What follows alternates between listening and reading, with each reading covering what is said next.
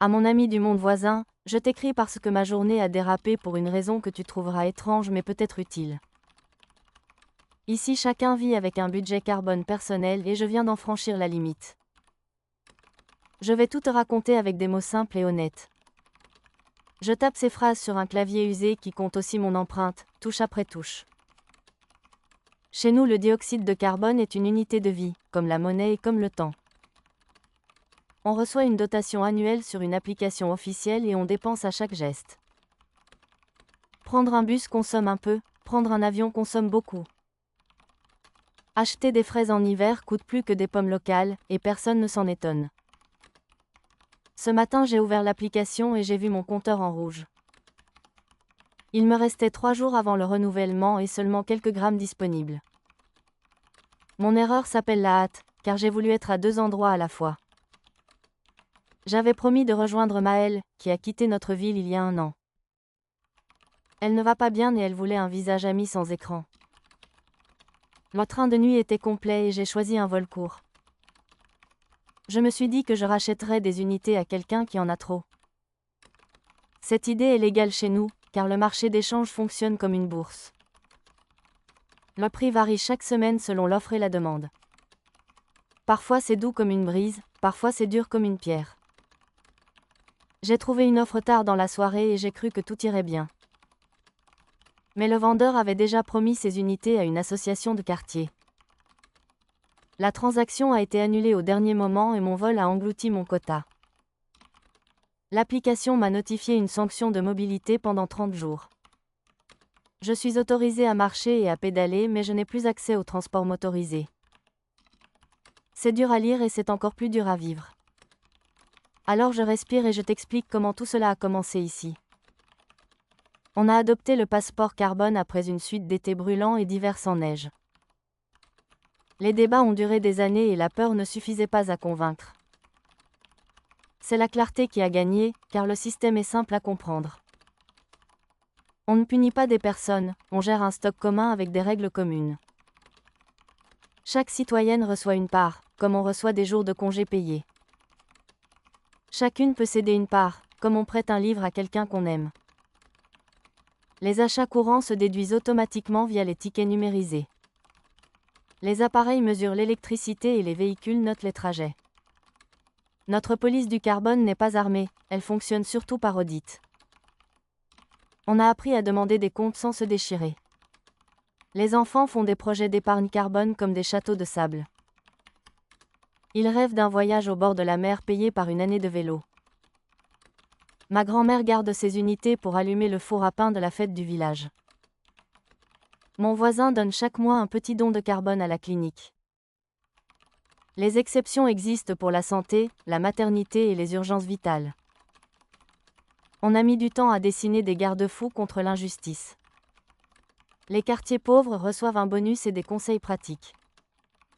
Les entreprises qui emploient des personnes à faible revenu doivent prouver leurs efforts. On subventionne les bus, les logements isolés et les cantines sobres.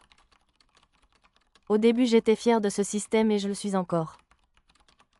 La fierté ne m'empêche pas de voir ses failles. Par exemple, l'obsession des chiffres peut rendre la vie sèche. On compte, on calcule, on commente, on compare, et l'on oublie parfois de sentir. Il y a des gens qui transforment tout en pointage et en honte. On a vu des couples se juger sur l'écran plus que dans le regard. On a vu des collègues jouer à qui sera la plus pure et la plus parfaite. On a vu des amitiés se défaire pour un steak ou pour un vol familial.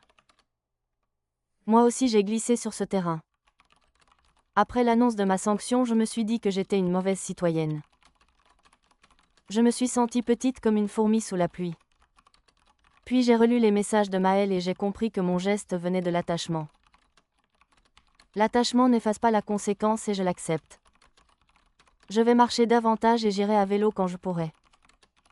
Je vais aussi participer à la coopérative carbone du quartier. Cette coopérative est notre réponse tendre aux angles durs du système. On met en commun une partie de nos unités pour des usages partagés. On planifie des trajets groupés, on cuisine ensemble, on mutualise nos outils.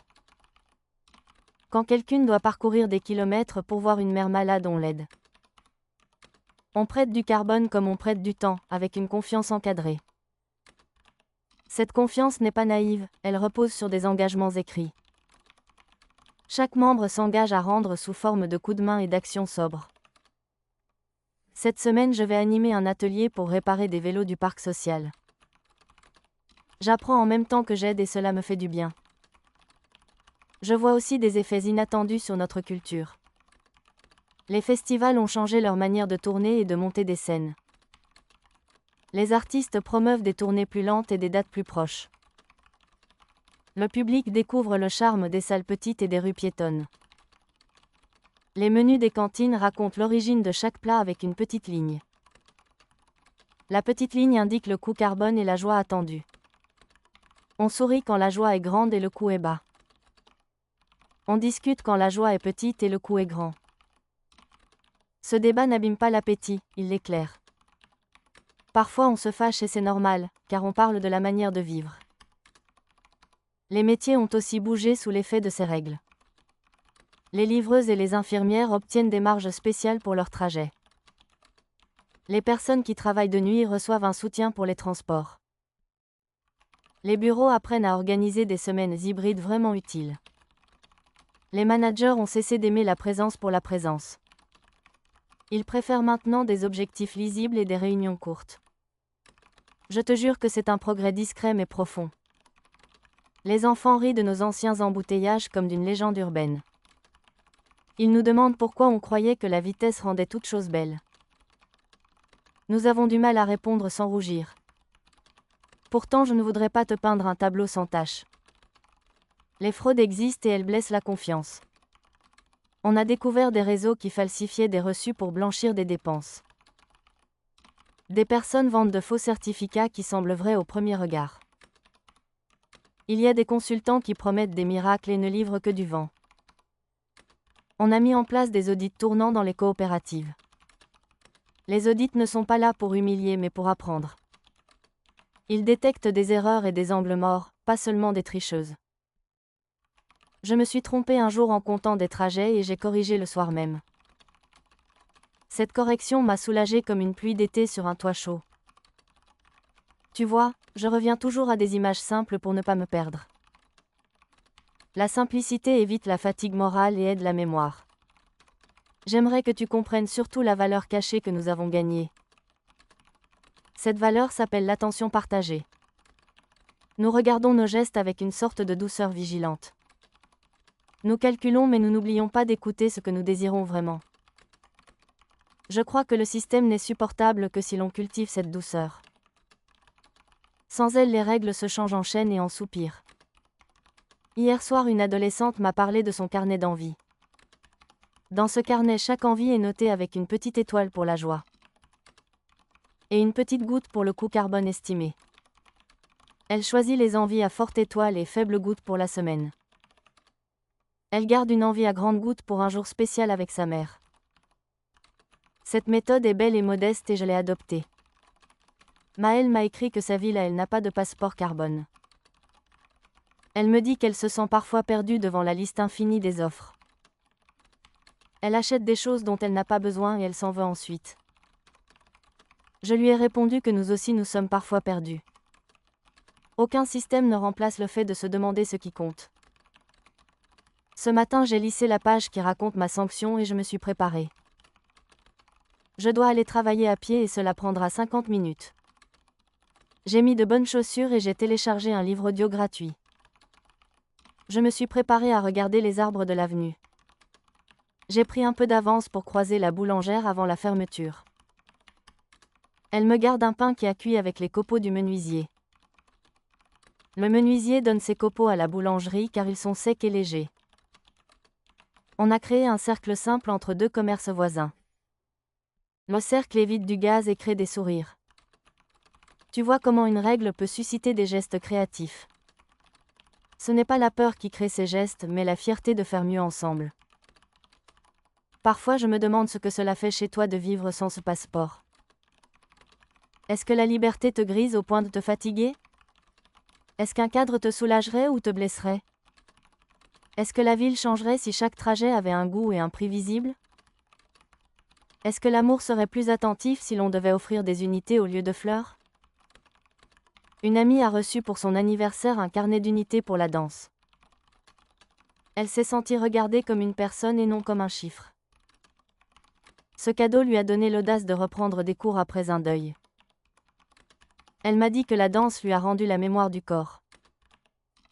Il y a tant de choses que le système ne mesurera jamais. Il ne mesurera pas le baiser sur un banc au crépuscule. Il ne mesurera pas la chaleur d'une soupe partagée après la pluie.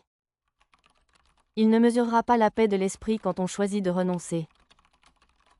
Je m'appuie sur ces choses qui n'ont pas d'unité mais qui donnent le sens. Je te confie aussi la gêne que je ressens quand je rencontre des moralistes. Ils parlent comme des juges et leurs yeux deviennent durs. Je les écoute et je réponds le plus doucement possible. Je leur dis que la vertu n'a pas besoin de cris pour exister. Je leur dis que l'exemple calme va plus loin que la posture. Parfois cela les touche et parfois non. Je n'attends pas d'applaudissements et je continue ma route. Notre mairie organise des cercles de parole pour les conflits liés au carbone. On y raconte ses manquements et on propose une réparation sociale. J'ai demandé à passer devant ce cercle pour mon vol non compensé. Je présenterai les messages de Maëlle pour éclairer mon choix.